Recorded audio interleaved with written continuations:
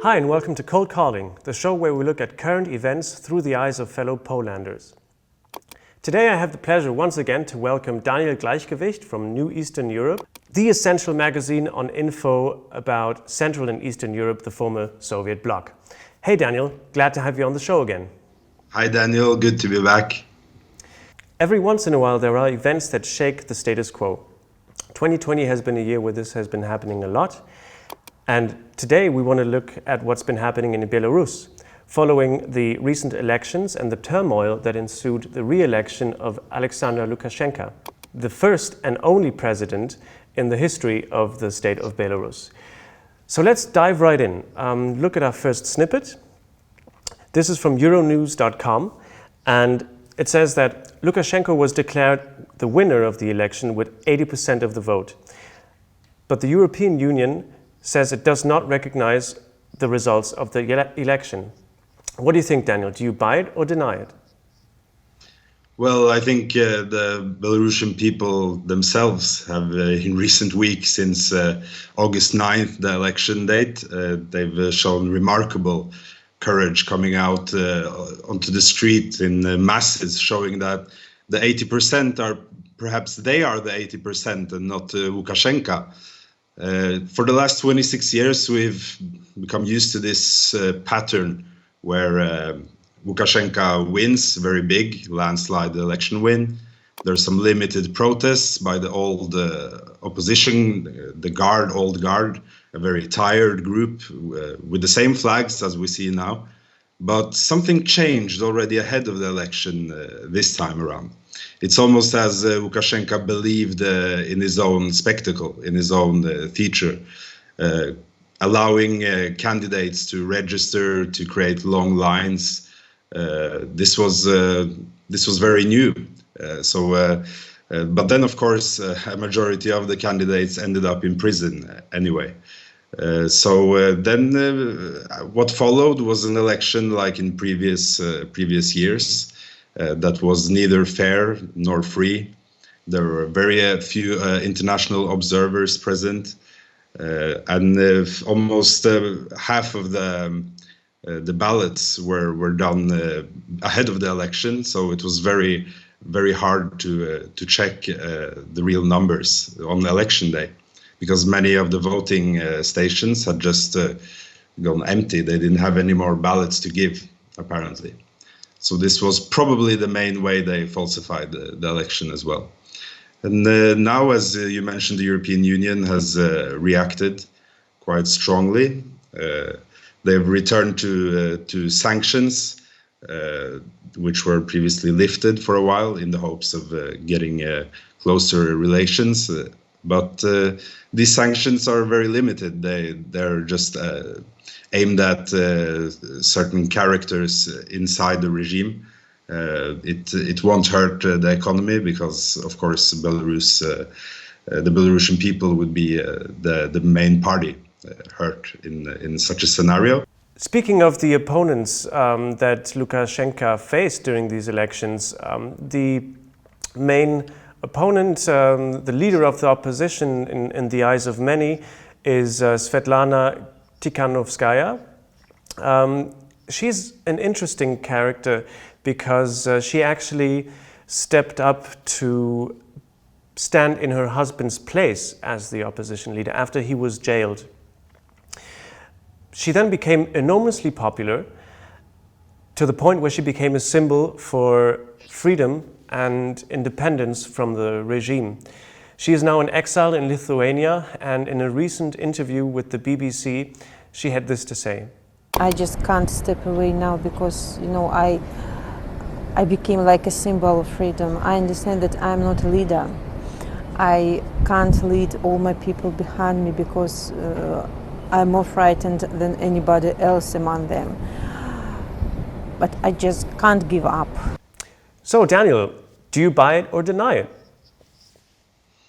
Well, yes, I buy it, of course. She has become the leader, more popular than her own husband, who was a very popular YouTube blogger.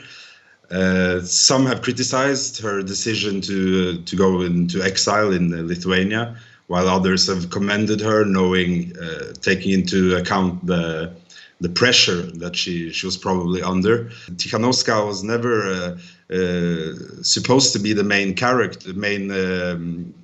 opponent in this election to Lukashenko. That was Viktor Barbarika. Barbarika, who is in prison. He was the head of the Belgazprom Bank, so probably a candidate which maybe Russia had more interest in supporting. This is all speculation because we know very little, but there is maybe a reason why Tikhanovskaya is in Lithuania. Tsapkalo and his family, who was another candidate, the head of the IT sector in Belarus, the IT park, he's in Poland. But Maria Kolesnikova, who's the representative of Barbarika, is present in most demonstrations, walking around. She hasn't been arrested yet. So I think this could be one of those solutions maybe to this whole situation in the long term.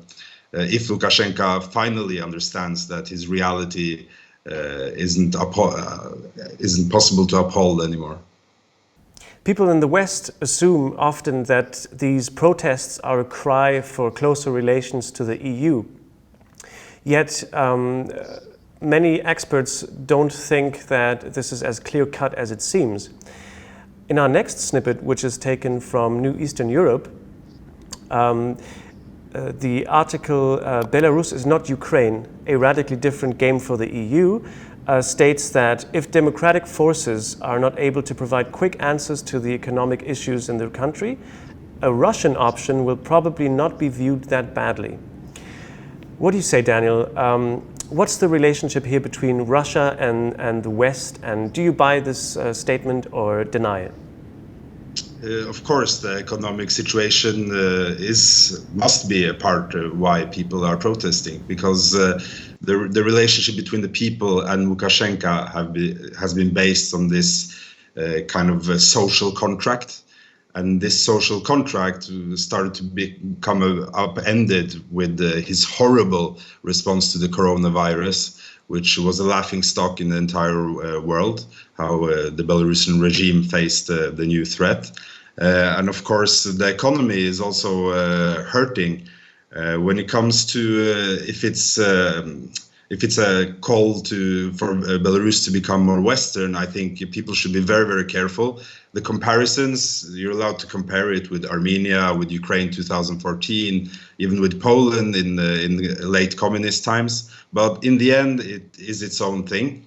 Belarusians are aware that almost half of their exports go to Russia, while Russia just half a year ago tried very hard to convince the Belarusian regime to make this dual state even closer, basically swallowing up Belarus formally.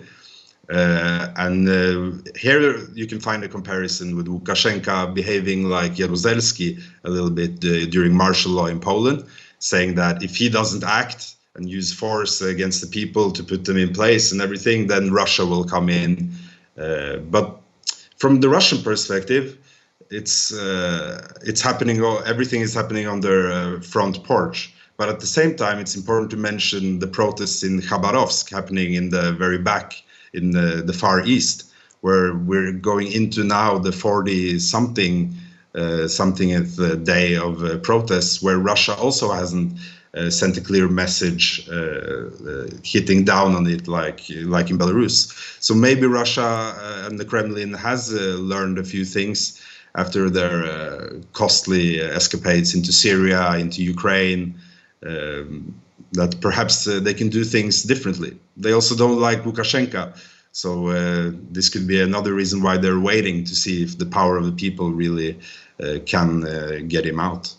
Thank you for your objective and insightful opinions and insights. I really appreciate you coming back on the show, Daniel. It's always a pleasure. And let's see how the situation unfolds. Yes, Żyje Belarus, and let's hope for the best. Thank you for having me again, and always good to talk to you, Daniel. See you next time, Daniel. See you next time.